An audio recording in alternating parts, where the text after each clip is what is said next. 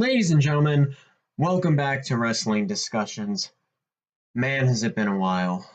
I'm not even used to doing this intro for you guys. As you know, in one of my latest community posts, which wasn't actually that recent, it was actually 3 months ago, that I was taking a week off, and a week turned into a month turned into 2 months, and 2 months turned into 3 months, and here we are now. So 3 months later, 60 episodes later, and I have not given you guys any wrestling content. A lot has happened in the wrestling world. SummerSlam was a roller coaster of emotions. Money in the Bank was incredible. The Bloodline storyline is ever growing and just all around a fantastic storyline. AEW is pulling out some of its greatest things with that of Adam Cole and MJF. Um, and Impact Wrestling is doing fantastic with Alex Shelley becoming Impact World Champion. Uh, Not only that, the return of Josh Alexander, and so many other things going on in the wrestling world right now. However, one thing that really made me want to do this podcast episode was something that happened today, actually. So, hardcore wrestler, age of 79 years old, Terry Funk, unfortunately has passed away earlier today. I don't know if they passed today per se, but the information was given to us today. When you Google it, it says he died today, so I'm assuming he passed away today. Um, and when I heard that news, I really wanted to get on this podcast and do this episode because it's a great tribute. In fact, one of my friends had said to me, "You should do this because it is a great tribute." And I want to pay respect to such a great hardcore wrestler, such a great wrestler in general, in that of Terry Funk. Obviously, he started with his brother, but he grew so much more than that, right? He became a true legend. He's a former, or sorry, not former, he's a WWE Hall of Famer. He is a, um, I can't say all of his accolades, to be quite honest with you. I don't remember all of his accolades. Um, but I do know he went in Japan, and I do know he was a participant of the first ever exploding barbed wire death match. I do know that he is the reason that we have matches like that. I do know he is the reason we have wrestlers like Mick Foley, and I do know for a fact that he's the reason that hardcore wrestling is as good as it is to this day. And it is truly unfortunate to hear about his passing. It is truly unfortunate to see that he's no longer here with us, and it is very unfortunate to hear not only about his passing, but for that, for the loss of his wife and his daughters, that they have to be in this world without him now. And my thoughts and condolences go out to him and his family. And wherever he is now, may he rest in peace. Mick Foley had paid tribute to him earlier today. Ric Flair had talked about it on Twitter. Um, Again, for those of you that don't know, Terry Funk, hardcore wrestler, one of the greats. If you can find any of his clips on YouTube, go ahead and do it. He's an incredible talent, incredible wrestler, great mind in the world of wrestling. He's been all over the world, ECW, WWE.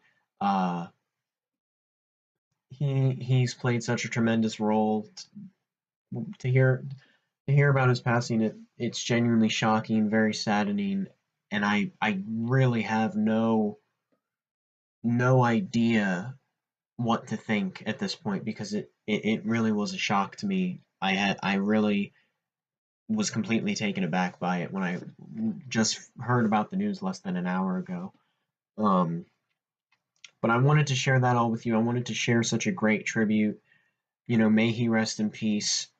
And Terry, if you're listening to this, you truly are a great talent, great wrestler, great hardcore wrestler. You've done so much there is to do in this business.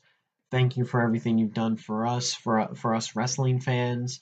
You've put your heart, your soul, your body on the line for our entertainment, for us, and that's the big thing that I don't think people understand. A lot of people that aren't pro wrestling fans, they don't understand what it is that these wrestlers do for us.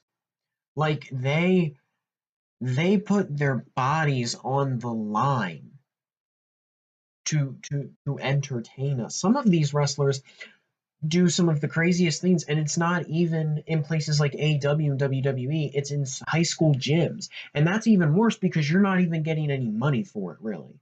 You're getting a small amount of money for a high risk move, and you're doing it for the fans. You're doing it for the people that support you and love you, and that goes to show the drive and the passion that they have for this business, which is why, to Terry Funk and to every wrestler out there who's done what they do, thank you, because you sacrifice so much for us fans, and I don't think enough people appreciate that at this point. I've thought about it for years, and there's so many people at this point that just do not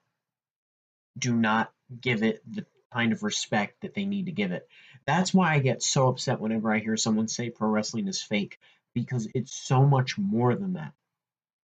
These wrestlers put their lives on the line for our entertainment. Okay, it's not fake. There's a difference between fake and scripted. Some people don't get that difference. Some people do. If you get it, great. If you don't get it, that's fine too. But don't turn around and call it fake when these wrestlers are literally putting their lives on the line. There are so many wrestlers that died doing what they do. So, all that being said, again, Terry Funk, may you rest in peace. Thank you for everything you've done for us, for this business, and I hope wherever you are now, I hope you've been able to just find peace.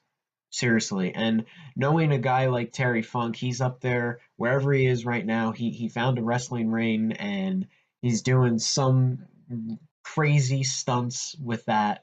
I guarantee it. But regardless of that, again, condolences to his family, condolences to his friends, and just one more huge shout out to Terry Funk. He fantastic wrestler, deserves all of the praise.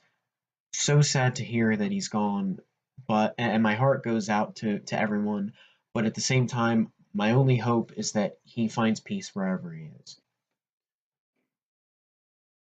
All right, so taking a step back from that sad little moment, that tribute that I wanted to give to Terry Funk, a lot has happened in 3 months, and for those of you that maybe are new to this channel, or for those of you that maybe just don't remember, I've taken breaks before.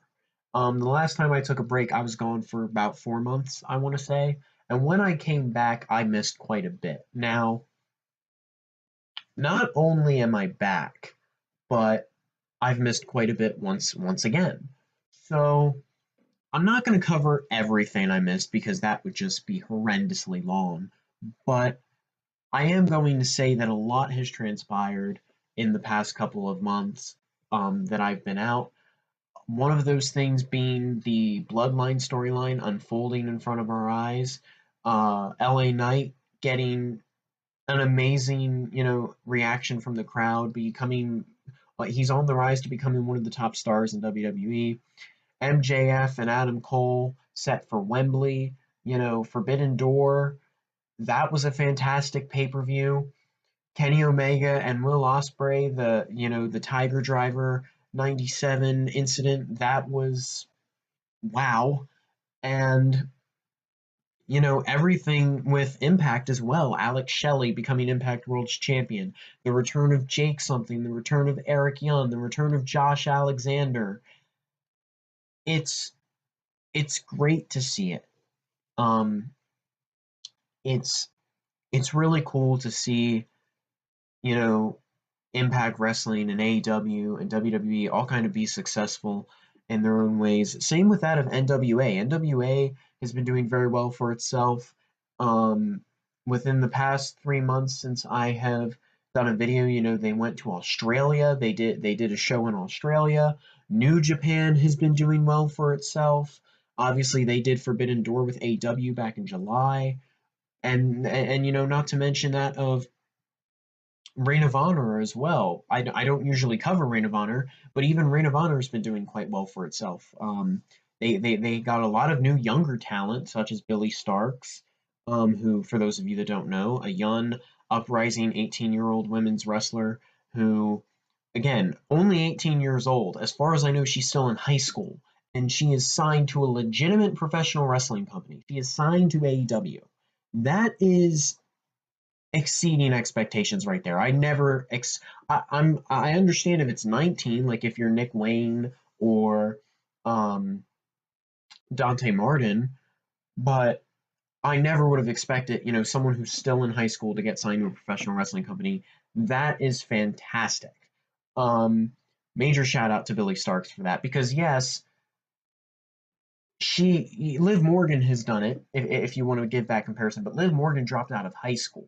As far as I know, Billy Starks did not drop out of high school. As far as I know, don't quote me on that.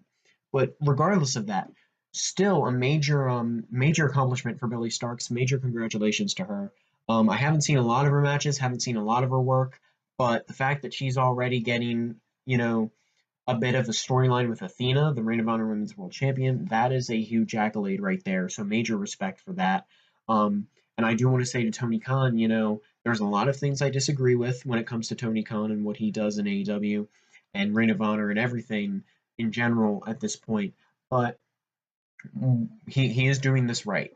Ever since he brought, the Ring of Honor Club back, that's been doing better. Ring of Honor's been doing better. And I think it's because of the people he put in charge of it, which, it makes me feel better knowing that he's not stretching himself so thin because he's already struggling to run AEW as a whole, let alone AEW and Ring of Honor. So it makes me feel better to know that someone else is running it behind the scenes a little bit. And on top of that, AEW in general has been a roller coaster. I'm sure you guys have seen some of my other podcast episodes, and if you haven't, go ahead and check them out if you so please. Well, on other podcast episodes in the past, I've talked numerous times about that of CM Punk. I don't like the guy as a person. As a wrestler, in the ring, he's fantastic. There is no denying that. There's never been any denying that. However, as a person, not the hugest fan of Phil Brooks. Just going to say that now. But CM Punk is an interesting talent, and he is officially back on AEW. In fact, this could just be some backstage bullcrap, but I wouldn't be surprised if Saturday Night Collision, AEW's Collision, if that was simply because of CM Punk returning. And I say that because when you have egos such as CM Punk and the egos of Nick Jackson, Matt Jackson, and Kenny Omega, you want to keep them separated after what went down back at All Out last September. So I wouldn't be surprised if Collision is simply to keep them away from one another. My hope is that that's not true, simply because at some point down the line, I would like to see those four interact at some point, and I would like to see CM Punk on a Dynamite rather than just be on Saturdays all the time, because that's kind of annoying. But that's Tony Khan's choice. That's CM Punk's choice. That's Kenny Omega and the Elite's choice. We're just gonna have to see how that goes. But again, so much has been changing in WWE. Roman Reigns is still world champion. Jey Uso is supposedly quitting. Seth freaking Rollins is the world heavyweight champion. He's defended his belt against Finn Balor twice. He's going into a match with Shinsuke Nakamura. He has a potential back injury for the past 4 years that has finally come out on television now. I never knew he had a back injury. I don't think anyone knew he had a back injury. As he said, it's not something he likes to talk about a lot. So that is shocking information. And on top of that, not to mention Rhea Ripley, Women's World Heavyweight Champion.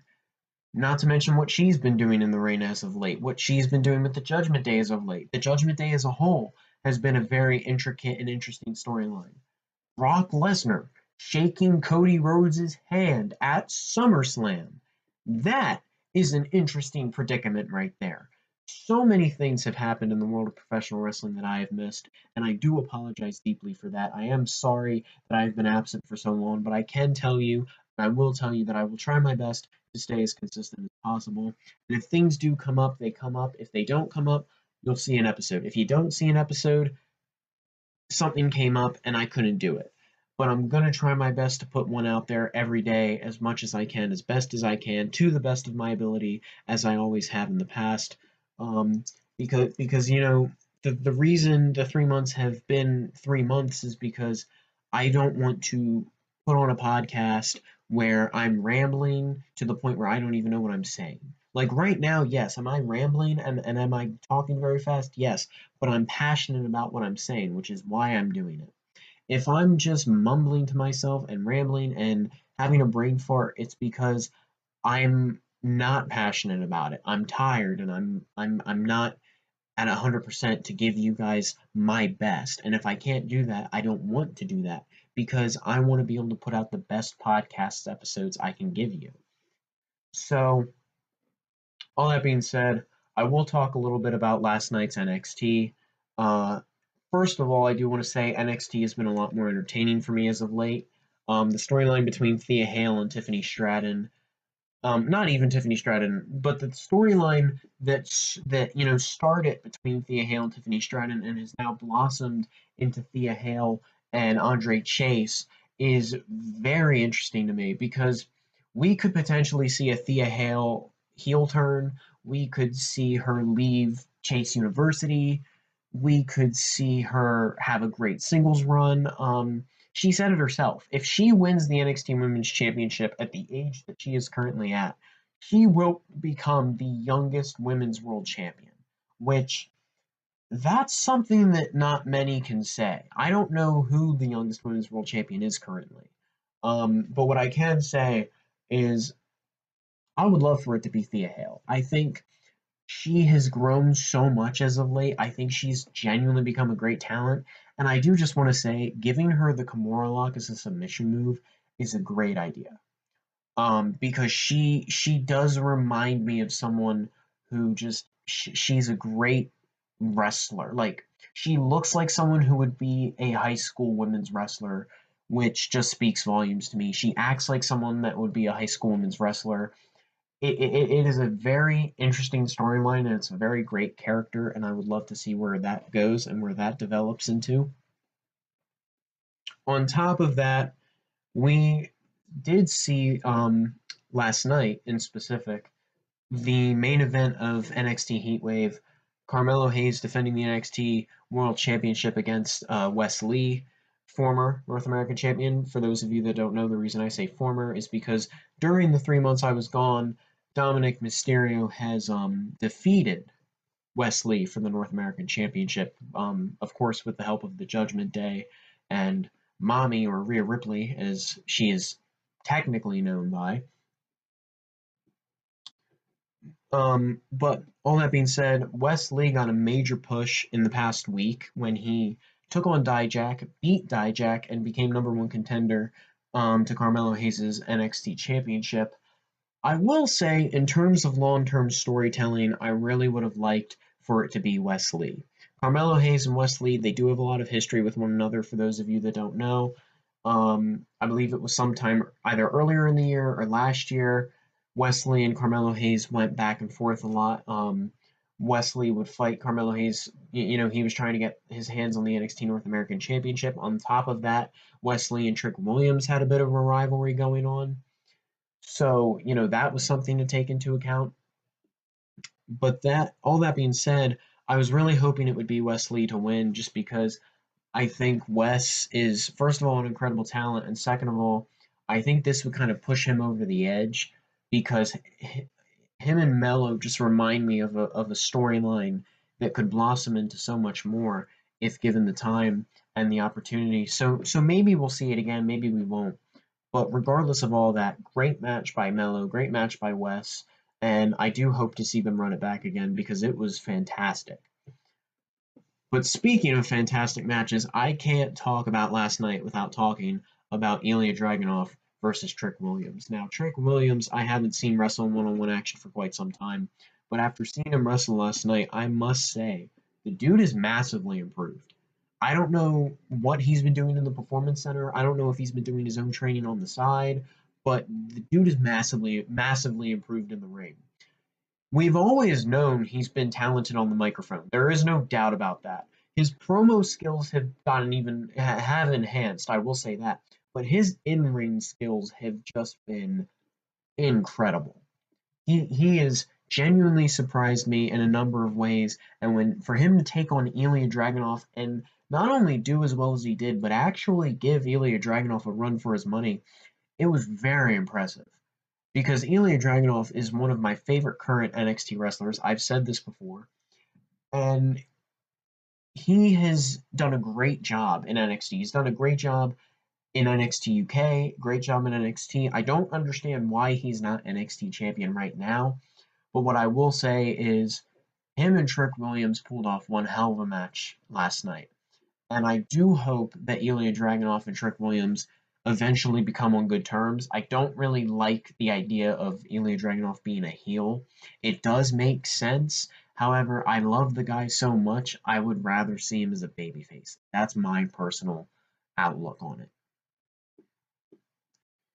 Obviously, we did see a little bit more. We got a confirmed Fatal 4-Way women's match. I will say I didn't watch all of it, so I don't know who all is in the Fatal 4-Way, but it will be a Fatal 4-Way number one contenders match. The winner will face Tiffany Stratton for the NXT Women's Championship. Tiffany Stratton, obviously, I did see this last night. She did cut a promo saying she is a better women's world champion than Becky Lynch, a better women's world champion than Bayley, a better women's world champion than Asuka, and a better women's world champion than Charlotte Flair. Now, the names she put out, first of all, I just want to say, all are main roster names. Second of all, the names she threw out on the table, all of which are four horsewomen names except for Asuka.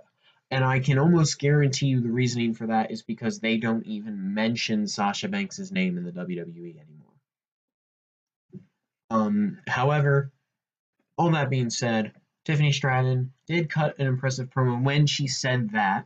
It does kind of hint at the idea that maybe she'll get a main roster, maybe she'll go up to the main roster soon. I don't know. That's where my mind went, anyways.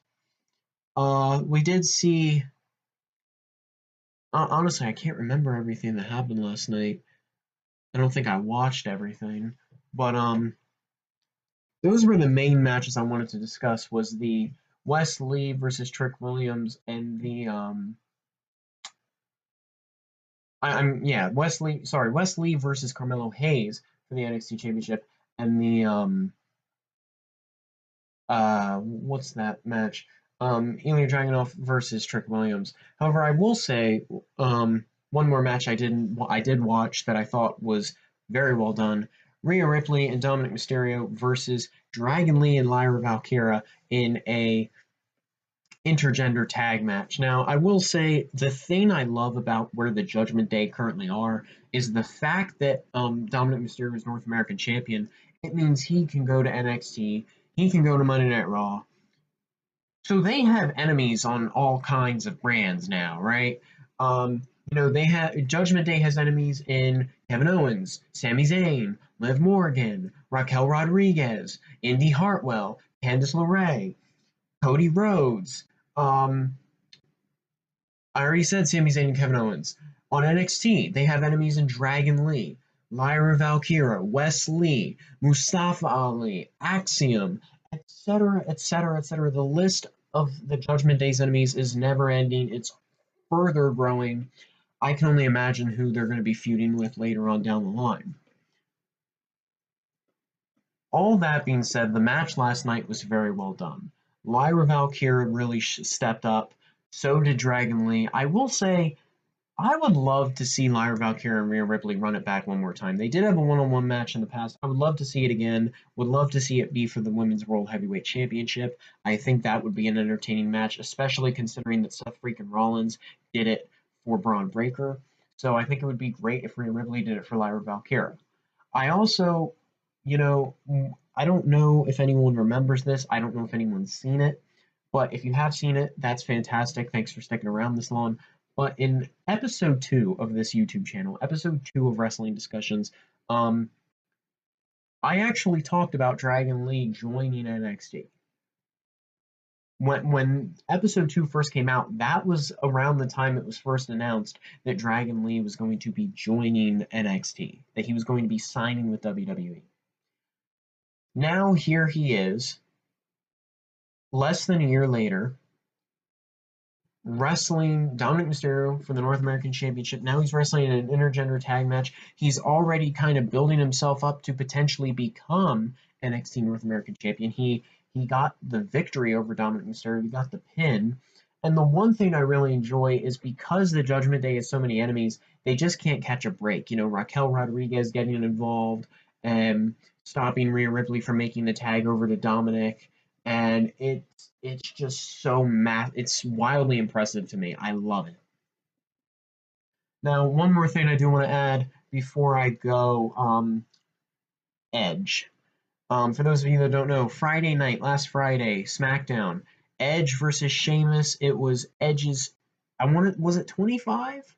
Was it his 25th anniversary or his 20th? I'm not exactly sure how many. I think it was his 25th anniversary. Regardless of that, it was his anniversary. It was at Toronto. And for those of you that didn't see the video, Edge did say that he didn't say it would be his last match, but he did say it would be his last match in Toronto, which we already kind of know that he is going to retire this year, 2023. However, it does seem as though it is going to be a lot sooner than expected. It's going to be happening fairly shortly. My only hope is they do it right. They just do an entertaining match. I don't care if it's John Cena. I don't care if it's I don't care if it's Matt Riddle. I don't care who it is. Actually no, I shouldn't say that. I do care who it is that he fights. I just hope it's someone that will do well with Edge. Like I hope it's something that makes sense and not just something thrown together like, "Oh, we want you to put over Grayson Waller. Oh, we want you to put over Austin Theory." I understand if it's Austin Theory, but I pray to God it's not Austin Theory. Because if it's Austin Theory, I'm just going to say this now. That is a very Vince McMahon-like thing to do. So I hope that if Triple H has any power backstage, he does not allow that to happen. Well, ladies and gentlemen, that's all I'm going to really talk about in today's episode. Again, I thank you so much for tuning in. It's been 3 long months. I apologize that it's been so long. And again, before I go, huge shout out to Terry Funk and his amazing career. Amazing career. Incredible hardcore legend, WWE Hall of Famer. May you rest in peace. Seriously, may you rest in peace. Thoughts and condolences to your family, to your wife, to your daughters. My heart truly goes out to that family, and my heart truly goes out to Terry Funk. I really hope wherever he is now, he found peace and he's happy wherever he is, because that guy deserves it. He put so much on the line for us. 100% he deserves it. Ladies and gentlemen, as always, thank you for tuning in. I'll see you in the next one. Peace out.